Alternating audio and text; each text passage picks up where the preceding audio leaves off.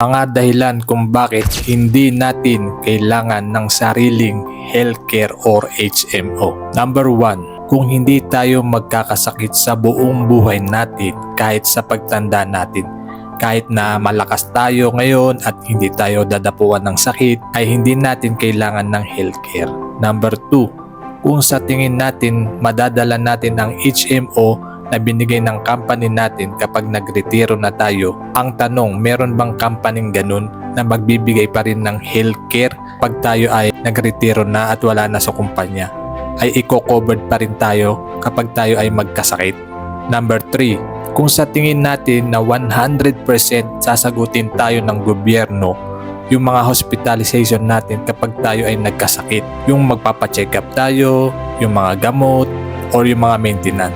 As in, wala tayong ilalabas na pera. So, hindi natin kailangan ng healthcare. Number 4, kung pinanganak tayong mayaman, yung kaya nating bayaran ang mga mamahaling sakit or tinatawag na pangmayamang sakit at kaya natin na magpagamot kahit sa ibang bansa. So, hindi natin kailangan ng healthcare or HMO. Number 5, kung tayo ang may-ari ng hospital, kapag tayo ay nakumpay, ma-admit ka agad tayo at libre ang mga gastusin at operation at mga bayad sa doktor. So hindi natin kailangan ng long-term healthcare or HMO. Kung sa tingin natin sa mga nabanggit na yan ay meron na tayo, so hindi natin kailangan ng long-term healthcare or HMO.